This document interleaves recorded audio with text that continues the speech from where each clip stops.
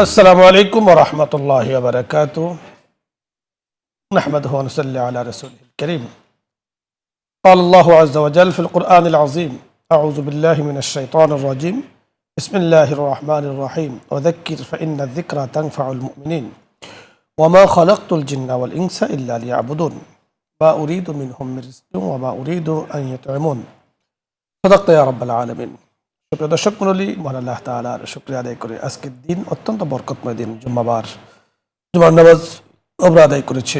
জুম্মা মুবারক সকলের প্রতি। আল্লাহ তাআলা আমাদের দিনকে, আমাদের ইবাদতকে বরকতময় করুন, হায়াতকে বরকতময় করুন। আল্লাহ পাক আমাদেরকে মহা দৌলত দিয়েছেন ঈমান। ঈমানের মতো মহা দৌলত পৃথিবীর বুকে আর কিছু নেই, কিছু হতে পারে না। যাকে আল্লাহ তাআলা ঈমানের মতো মহা দৌলত, মহা সম্পদ, মহা নিয়ামত দান করেছেন। এই ঈমানের উপরে অটল অবিচল থাকা আমাদের দায়িত্ব এবং কর্তব্য। ঈমান বিনষ্টকারী কোনো চিন্তা, কোনো কথা নিজের ভেতরে আনা যাবে না। ঈমানকে নষ্ট করে অনেক সময় আমরা অনেক চিন্তা করি, অনেক সময় অনেক কথা আমাদের জবান দিয়ে বের হয়ে যায়, যার দ্বারা আমার সুন্দর মহা দামি ঈমানটি নষ্ট হয়ে যাচ্ছে, আমরা খেয়াল করি না। তাই আজকে আমরা ঈমান বিনষ্টকারী চিন্তা ও কথা থেকে বিরত থাকার উপায় ও পদ্ধতি জানব। আমাদেরকে এই বিষয় নিয়ে কথা বলবেন বিশিষ্ট ইসলামী চিন্তাবিদ, শিক্ষাবিদ, মিডিয়া আলোচক মুফতি মাহমুদ জাকির, শিক্ষা বিষয়ক সম্পাদক, জামিয়া কাসিম নানতুবি রহমতুল্লাহ আলাই, রামপুরা, ঢাকা। আসসালামু আলাইকুম। ওয়ালাইকুম আসসালাম রহমতুল্লাহ। জি মোহতারাম, কেমন আছেন? আলহামদুলিল্লাহ, আপনি ভালো আছেন? আলহামদুলিল্লাহ। আমরা আসলে লেবাসে, পোশাকে, মননে, চিন্তায়, ফিকিরে আমরা সর্বাবস্থায় ইমানদার হিসাবে থাকতে চাই। অনেক সময় দেখা যায় যে আমাদের লেবাস, পোশাক, শারীরিক অবয়ব অথবা বাহ্যিক যেই কাঠামো, এগুলো ঠিক আছে, কিন্তু ঈমান বিনষ্টকারী কিছু কথা, কিছু চিন্তা এমন হয়ে যায় যেগুলো আমরা আসলে বুঝিও না বা বোঝার চেষ্টাও করি না। আজকে আমরা এই বিষয়টি আপনার কাছে জানবো যে ঈমান বিনষ্টকারী চিন্তা ও কথা থেকে কিভাবে আমরা বিরত থাকতে পারি। অনেক অনেক ধন্যবাদ আপনাকে। খুবই সমসাময়িক একটা টপিক আমাকে আলোচনার জন্য সুযোগ দিয়েছেন। আমরা মুসলমান, আল্লাহ পাক আমাদেরকে যে দৌলত দান করেছেন ঈমান, সেই ঈমানের বদৌলতে আমাদেরকে আল্লাহ পাক মৃত্যুর পরে জান্নাত দান করবেন। এটি একজন মুসলমান, একজন মুমিনের আশা এবং বিশ্বাস।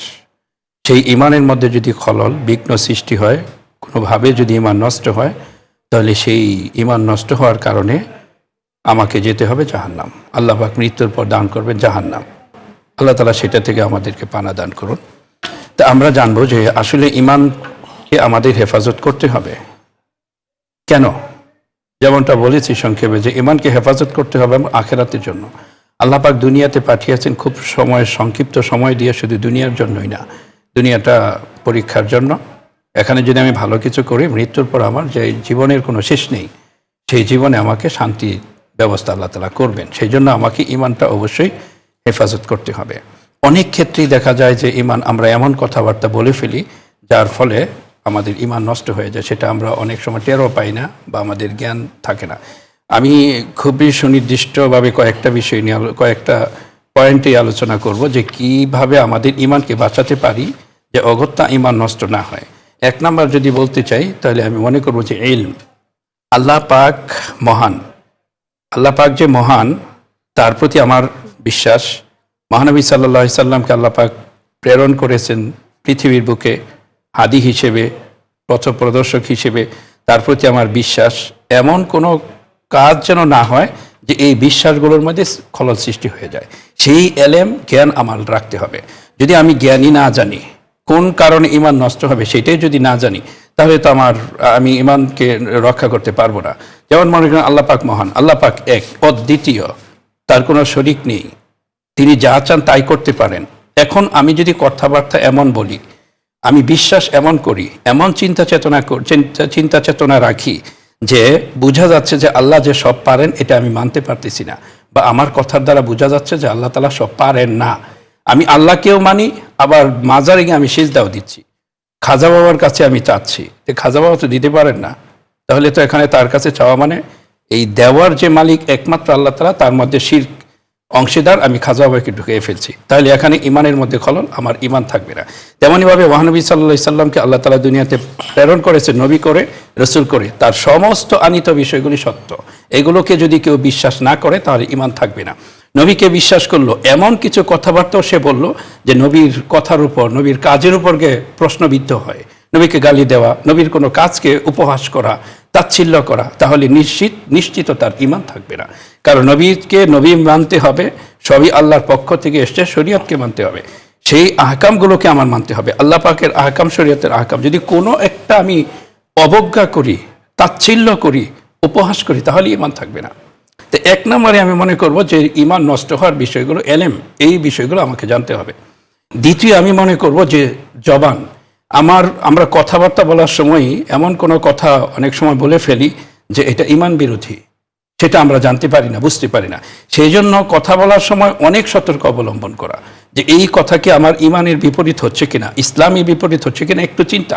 এই জন্য ইমাম থানভী রহমতুল্লাহ বলেছেন যে কথা বলার আগে তুমি একটু চিন্তা, 3 সেকেন্ড, বেশি না, 3 সেকেন্ড চিন্তা করে কথাটা বলা, তাহলে এখানে কথাটা যে ঈমান বিরোধী বা ইসলাম বিরোধী কিনা এটা জানা যাবে। 3 নম্বর বিষয় বলছে সৎসঙ্গ। একজন বুজুর্গ, আল্লাহওয়ালা, খোদাভীতি, তাকওয়া, মুত্তাকি ব্যক্তি, যার ঈমান মজবুত, তার সাথে যদি আমি চলাফেরা করি, তাহলে এই ক্ষেত্রে আমার ঈমান, তার সিফতগুলো আমার ভেতরে আসবে, ঈমান মজবুত হবে। পক্ষান্তরে যদি আমি একজন নাস্তিক, মাজার পূজারী, মুশরিক, তার সাথে সঙ্গ দেই, তাহলে তার গুণগুলো আমার ভেতরে আসবে, এতে করে আমার ঈমান নষ্ট হবে। 4 নম্বর যেটা বলবো খুবই গুরুত্বপূর্ণ, এবং আমি শেষ পয়েন্ট বলবো যে তওবা। অনেক সময় আমরা মানে অগত্যা কিছু কথাবার্তা বলে ফেলি যেটা ঈমান বিরোধী হয়ে যায়। সেই জন্য তওবা করতে হবে বেশি বেশি আল্লাহর কাছে, যে যদি আমি আমার অবুঝ বা বুঝের বাইরে এবং অনিচ্ছায় কোনো কথা বলে ফেলি, তাহলে আল্লাহ যেন আমাকে তওবা করবো, যেন ক্ষমা করে দেন। নবী সাল্লাল্লাহু আলাইহি ওয়াসাল্লাম বলেছেন, আত-তাইবু মিনা যামবি কামান লা যামবা, যেন সে গুনাহ করে তওবা করলে গুনাহ করলই না, এরকম ভাবে আল্লাহ তাআলা তাকে মাফ করে দেন। আপনি বড় চমৎকার বলছিলেন। দর্শক মণ্ডলী, আলোচনা করছিলেন মুফতি মোহাম্মদ মাহমুদ জাকির। আলোচ্য বিষয় ছিল ঈমান বিনষ্টকারী কথা ও চিন্তা, অর্থাৎ যেমন কথা বলা হারাম, এমন চিন্তা করাও হারাম। আমার মেধায় আমরা যখন অনেক কিছু দেখি, চিন্তা করি, তখন সেখান থেকে অনেক কিছু কিন্তু আমাদেরকে বোঝানোর চেষ্টা করে। আমি আমাকে কন্ট্রোলে রাখবো, আমার মেধাকে কন্ট্রোলে রাখবো, আমার অন্তরকে আমি কন্ট্রোলে রাখবো, যেমন ঈমান বিধ্বংসকারী কোনো চিন্তা আমার ভেতরে না আসে। আর যখনই আসবে, তখন এই আশা থেকে বাঁচার উপায় হলো আউযু বিল্লাহি মিনাশ শাইতানির রাজিম, আস্তাগফিরুল্লাহ, লা হাওলা ওয়ালা কুওয়াতা ইল্লা বিল্লাহ, ইস্তিগফার পাঠ করা।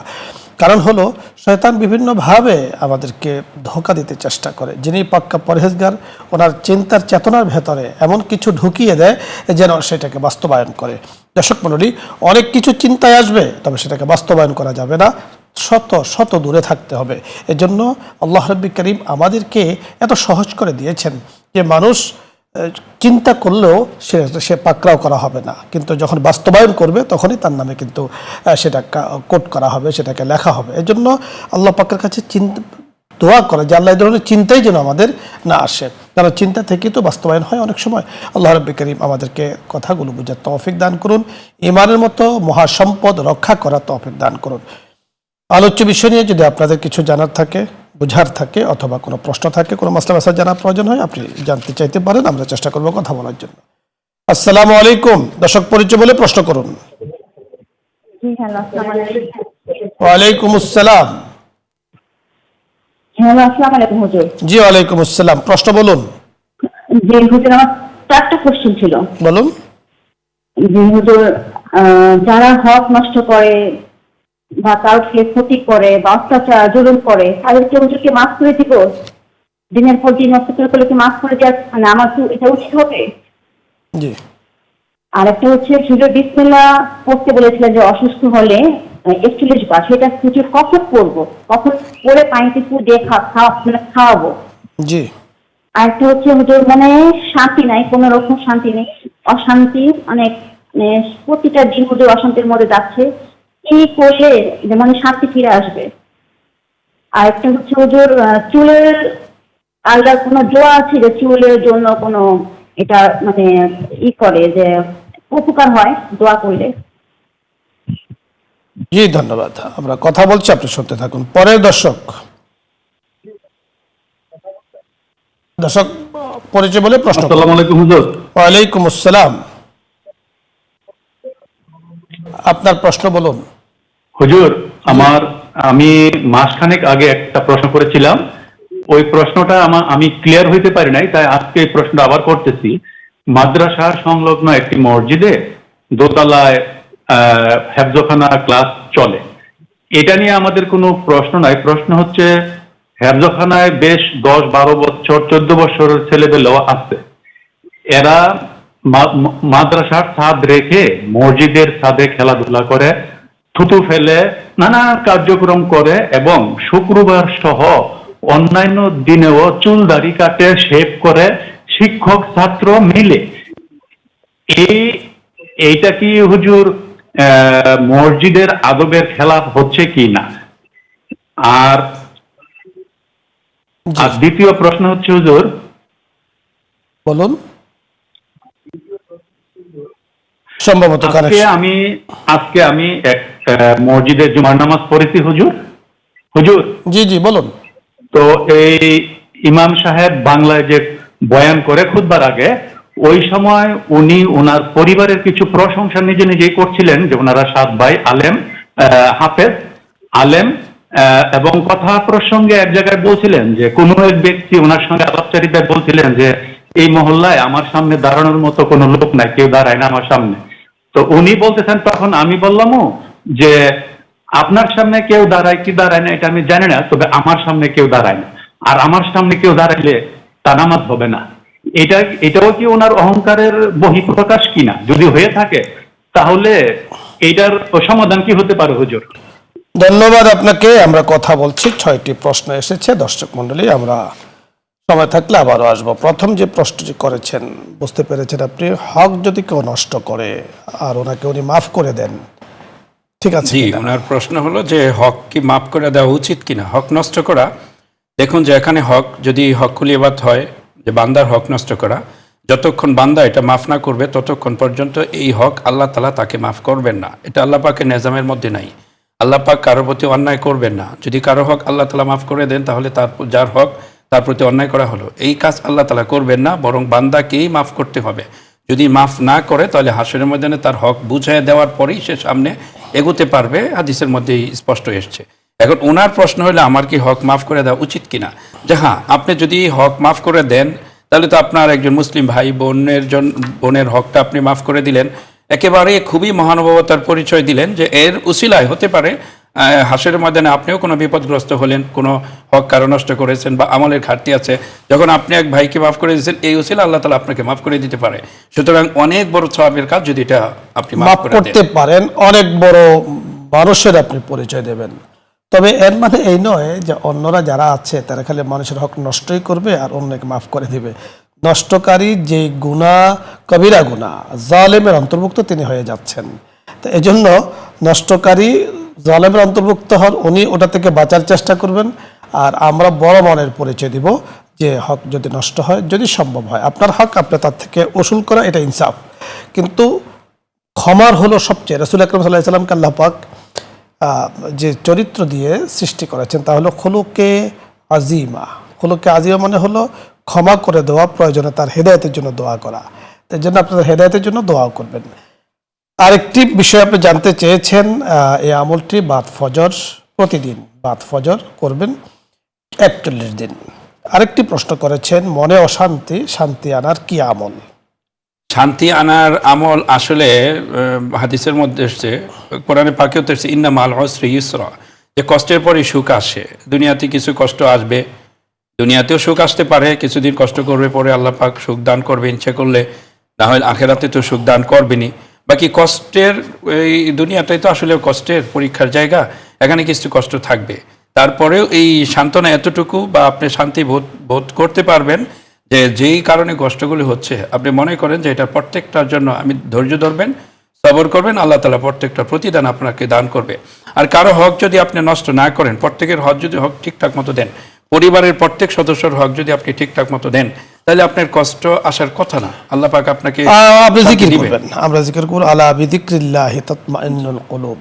মানুষের অন্তরের প্রশান্তি আসে আল্লাহ পাকের জিকির দ্বারা। আপনি আল্লাহ পাকের হক আদায় করছেন, মানুষের হক আদায় করছেন, জিকির করুন, ইনশাআল্লাহ দিলের প্রশান্তি আসবে। কোরআন তেলাওয়াতের পরিমাণ বাড়িয়ে দিন। চুল বিষয়ে একটা জানতে চেয়েছেন, যে চুল সম্ভবত পড়ে যাচ্ছে, কোন আমল আছে কিনা, আমি যতটুকু বুঝতে পেরেছি। যদি এই ধরনের হয়ে থাকে, আসলে সব ধরনের রোগ বিরোগ থেকে বাঁচার উপায় হলো কোরআন তেলাওয়াত করা এবং আল্লাহ তাআলার কাছে দোয়া করা। আল্লাহুম্মা ইন্না নাউযু বিকা মিনাল হাম্মি ওয়াল হুজনি ওয়া আউযু বিকা মিনাল আজজি ওয়াল কাসলি ওয়া আউযু বিকা মিনাল জুবনি ওয়াল বুখলি ওয়া আউযু বিকা মিন গালাবাতিদ দাইনি ওয়া কাহরির রিজাল। আল্লাহ তাআলার কাছে আপনি দোয়া করুন। আরও দোয়া আছে, অথবা বাংলায় আপনি বলুন, আল্লাহ আপনি এই সমস্যায় ভুগছি, আপনি সমস্যাগুলো আমাকে দূর করে দিন। আল্লাহ পাক সকল ভাষায় বুঝেন। আরেকটি প্রশ্ন করেছেন, আপনি বুঝতে পেরেছেন, মসজিদ সংলগ্ন মাদ্রাসা। জি জি, এটা বুঝতে পেরেছি যে মসজিদের ছাদও আছে, মাদ্রাসার ছাদও আছে, কিন্তু মসজিদের ছাদে ওনারা চুল কাটে, খেলাধুলা করে, থুতু ফেলে, এইসব প্রশ্ন ওনার। আসলে মসজিদ তো যখন নির্মাণ করা হয়, যেখান থেকে মসজিদ একেবারে আসমান পর্যন্ত মসজিদের হক, এখানে মসজিদের এহতেরাম, মসজিদের সম্মান বজায় রাখা কর্তব্য, দরকার। মসজিদের ভেতরে যেই কাজ করা যাবে না, ছাদের মধ্যেও ঠিক সেই কাজগুলি করা যাবে না। কেউ প্রস্রাবখানা বানাতে পারবে না, এইসব করা যাবে না। যেহেতু মাদ্রাসার ছাদ আছে, সবচেয়ে ভালো হয় যে মাদ্রাসার ছাদে বাচ্চারা খেলাধুলা করবে, এখানেই চুল কাটবে, মসজিদের ছাদটাকে মসজিদের সম্মান বজায় রেখে নিরাপদে রাখবে। কারণ মসজিদকে বানানো হয়তো তেলাওয়াতের জন্য, নামাজের জন্য এবং দ্বীনি তালিমের জন্য, অবশ্যই ওই কাজগুলোর জন্য মসজিদকে বানানো হয় না। সুতরাং এই কাজগুলো না করা উচিত। আরেকটি প্রশ্ন তিনি করেছেন, আপনি বুঝতে পেরেছেন, কোথায় নামাজ পড়েছেন ইমাম সাহেবের? এখানে কথাগুলো কিছু এলোমেলো এসছে যে আমার সামনে দাঁড়াতে পারে না কেউ, এটা কি দাঁড়াতে না পারলে আমি নামাজ এই হবে না প্রশ্নের বলতে? উত্তর দেব আসলে এভাবে। প্রথম কথা হলো যে ইমাম সাহেবের বক্তব্য আপনি শুনেছেন। আমি বলতে চাই যে একজন ইমাম সাহেব আসলে এভাবে উনি বলতে পারেন না। আমার যতটুকু বিশ্বাস হয় যে আমার সামনে কেউ দাঁড়াতে পারে না, দাঁড়ালে তার নামাজ হবে না, এই ধরনের কথা আসলে সাধারণত আমাদের কল্পনায় আসে না। আবার কেউ যদি বলে থাকে সেটা তার ব্যক্তিগত বিষয়। আর দ্বিতীয় বিষয় হলো যে আপনারা হয়তোবা কোনো জায়গাতে বোঝার হয়তোবা ভুলও হতে পারে। আর যদি বাস্তবিক এই ধরনের কথা বলে থাকেন, তাহলে তো নিঃসন্দেহে এটা অহংকারের বহিঃপ্রকাশ। সব ধরনের অহংকার থেকে আল্লাহ পাক আমাদেরকে নিরাপদ রাখুন।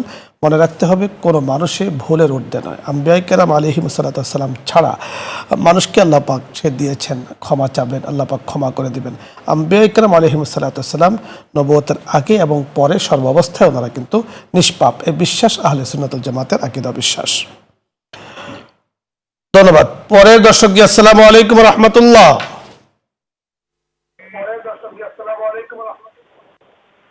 জি হুজুর, আসসালামু আলাইকুম হুজুর। ওয়ালাইকুম আসসালাম। মাসুম কুমিল্লা ধর্মপুর থেকে। জি, আমার জানার বিষয় কোরআন থেকে সূরা ইউনূস আয়াত 3 অধ্যায় 10, সূরা ইউনূস আয়াত 3। আল্লাহ আকাশমণ্ডলী ও পৃথিবী আল্লাহ সৃষ্টি করিয়াছেন 6 দিনে। আকাশমণ্ডলী ও পৃথিবী আল্লাহ সৃষ্টি করিয়াছেন 6 দিনে। আমার প্রশ্ন, আমার জানার বিষয়, আকাশমণ্ডলী বলতে এই আয়াতটিতে কোরআন কি বলতেছে? সূরা ইউনূস আয়াত 3। ধন্যবাদ। ওয়ালাইকুম আসসালাম। বুঝতে পেরেছেন? জি, ওনার প্রশ্নটা তো শেষ হয় নাই যে এতটুকু 6 দিনে সৃষ্টি করেছেন। এখন যদি বলতে চান যে 6 দিনে কেন, আল্লাহ তাআলা তো কোন বললেই হয়ে যায়, তাতে হয়ে যাইতো, কিন্তু 6 দিন লাগার মানে আল্লাহ তাআলা কেন লাগাইলেন? এটা তাফসিরের মধ্যে আসছে। মুফাসসিরে কোরআন উল্লেখ করেন যে এখানে দুনিয়া সৃষ্টি, আসমান সৃষ্টি আল্লাহ তাআলা সবগুলো 6 দিনে করেছেন। এটা বোঝানোর জন্য যে দুনিয়ার মধ্যে কাজ চলবে ডিসিপ্লিনের সাথে, একটা শৃঙ্খলার সাথে। এখানে হুট করে কোনো কিছু করা যাবে না, মানে বললেই যে হয়ে যাবে এরকম না। দুনিয়াতে মানুষ সৃষ্টি করবেন, প্রত্যেকটা ডিসিপ্লিন অনুযায়ী চলবে। তা আল্লাহ তাআলা 6 দিনে সৃষ্টি করে দেখালেন যে এখানে ডিসিপ্লিনের মতো চলবে এবং নিজাম মতো চলবে, কোনো কাজ তড়িঘড়ি হবে না, ধীরে স্থিরভাবে। আমাদেরকে মানে নিয়মতান্ত্রিকতা বোঝানোর জন্যই আসলে আল্লাহ পাক কুন ফায়াকুনের মালিক, তারপরও 6 দিনে আল্লাহ তাআলা সৃষ্টি করেছেন। আয়াতটি হলো আউযু বিল্লাহি মিনাশ শাইতানির রাজিম। ইন্না রাব্বাকুমুল্লাহুল্লাযী খালাকাস সামাওয়াতি ওয়াল আরদ ফি সিত্তাতি আইয়ামিন সুম্মা ইসতাওয়া আলাল আরশ ইউদাব্বিরুল আমর মা মিন শাফি'আন ইল্লা মিন বাদি ইযনি। অর্থাৎ ইউদাব্বিরুল আমর দ্বারাই কার্য পরিচালনার কথা বলেছেন। অর্থাৎ সকল কিছু নিয়মতান্ত্রিকতার সাথেই করতে হয়। উম্মতকে শেখানোর জন্য, বান্দাকে শেখানোর জন্য মূলত আল্লাহ পাক বলেছেন। শেখ, ধন্যবাদ আপনাকে। দর্শক মণ্ডলী, আপনাদের সকলকে ধন্যবাদ জানাচ্ছি। আজকের এই জুমাবারের এই বরকতময় অনুষ্ঠানে আল্লাহ তাআলা আমাদেরকে অংশগ্রহণ করার তৌফিক দান করেছেন। আল্লাহ তাআলার কাছে আমরা দোয়া করছি, আল্লাহ তাআলা যেন আমাদের হায়াতকে, সময়কে বরকতময় করেন। এখনই দোয়া হচ্ছে, দুরূদ ইস্তিগফার পড়ি। আল্লাহুম্মা সাল্লি আলা আলহামদুলিল্লাহি রাব্বিল আলামিন, আসসালাতু ওয়াসসালামু আলা সাইয়্যিদিল আমবিয়াই ওয়াল মুরসালিন ওয়া আলা আলিহি ওয়া আসহাবিহি আজমাইন। ইয়া রাব্বি লাকাল হামদু কামা ইয়ানবাগি লিজালালি ওয়াজহিক ওয়া আযীমি সুলতানিক। ইয়া আল্লাহ, ইয়া করিম, ইয়া রহিম। আমরা গুনাহগার বান্দারা মাওলাই করিম আপনার শাহী দরবারে হাত তুলে আছি। ওগো আল্লাহ মেহরবানি করে, ওগো মালিক মেহরবানি করে, আপনি রহিম, আপনি করিম, আপনি বসির, আপনি সামি। ইয়া আল্লাহ সর্বদিক থেকে মাওলাই করিম আমরা গুনাহগার, আমরা খাতাকার, অপরাধী, আপনার কাছে স্বীকার করে হাত তুলেছি। মেহরবানি করে আপনি মাফ করে দেন, মেহরবানি করে আমাদের মুরব্বীদেরকে মাফ করে দেন, তামাম জাহানের উম্মতে মুসলিমকে আপনি মাফ করে দেন। আমাদের নিউজ 24 ইসলাম আমরা সদস্য যারা আছি মাওলাই করিম আমাদের সকলকে আপনি মাফ করে দেন, আয়োজক বৃন্দদেরকে মাফ করে দেন। ইয়া আল্লাহ বসুন্ধরা পরিবারকে, আমাদের চেয়ারম্যান মহোদয়কে, পরিবারের সদস্য যারা আছেন, আমরা যারা আছি, ইয়া করিম ইয়া রহিম আমাদের সকলের জন্য ইয়া আল্লাহ মুক্তির ফয়সালা করে দেন, গুনার থেকে মুক্তির ফয়সালা করে দেন। ইয়া আল্লাহ বালা মুসিবত থেকে মুক্তির ফয়সালা করে দেন। ইয়া আল্লাহ শান্তিময় জীবন আমাদেরকে দান করেন, পেরেশানি মুক্ত জীবন আমাদেরকে দান করেন, জিন ও ইনসানের খুরাফাত থেকে, ইয়া আল্লাহ হিংসকের হিংসা থেকে, ইয়া আল্লাহ শত্রুতা থেকে আমাদেরকে, আমাদের দেশকে, মুসলিম জাহানকে আপনি হেফাজত করেন। মাওলাই করিম ইয়া আল্লাহ ইয়া করিম ইমান বিনষ্টকারী চিন্তা কথা থেকে আমাদের সকলকে হেফাজত করেন। ইয়া আল্লাহ ইমানের মতো মহা দৌলত আমাদেরকে দিয়েছেন, আমরা মুসলিম, ইয়া আল্লাহ এর উপরে অটল অবিচল থাকার তৌফিক দান করেন। ওগো আল্লাহ আমাদেরকে রেখে আমাদের মা বাবা কবরে চলে গিয়েছেন, পৃথিবীর শুরু থেকে আজ পর্যন্ত যারা ঈমান নিয়ে কবরে চলে গিয়েছেন সকলকে মাফ করে দেন। আপনি দেখতে পাচ্ছেন কত মানুষ আমাদের সাথে হাত তুলে আছেন, চোখের পানিগুলো ছেড়ে দিচ্ছেন, বাবার কথা মনে করে, মার কথা মনে করে, সন্তানের কথা মনে করে, ইয়া আল্লাহ দাদা দাদির কথা মনে করে, ভাইয়ের কথা মনে করে। ইয়া আল্লাহ সকলকে আপনার কাছে আমরা হাওলা করেছি, মেহরবানি করে সকলে জিম্মাদার আপনি হয়ে যান। ইয়া আল্লাহ গরিকে রহমত করেন। ইয়া আল্লাহ জান্নাতের সাথে যোগাযোগগুলো চালু করে দেন, জাহান্নামের সাথে যোগাযোগগুলো, তামাম যোগাযোগগুলো মেহরবানি করে আপনি বন্ধ করে দেন। মাওলাই করিম পবিত্র বাইতুল্লাহ শরীফের ইয়া আল্লাহ মাওলাই করিম জীবনে বারবার যাওয়ার তৌফিক দান করেন, যারা গিয়েছেন তাদেরকে বারবার যাওয়ার তৌফিক দান করেন, যারা যেতে পারেননি ইয়া আল্লাহ মেহরবানি করে যাওয়ার তৌফিক দান করেন। মাওলাই করিম ইয়া আল্লাহ ইয়া করিম আমাদেরকে মাফ করে দেন। रहे मेरा मस्कन हवाली काबा, रहे मेरा मदफन दियारे मदीना, वसल्लल्लाहु ताला अला खैर खल्क़िही मुहम्मदिन व अला आलिही व अस्हाबिही अजमाइन, आमीन आमीन बिहुर्मति सय्यिदिल मुरसलीन, अल्हम्दुलिल्लाहि रब्बिल आलमीन।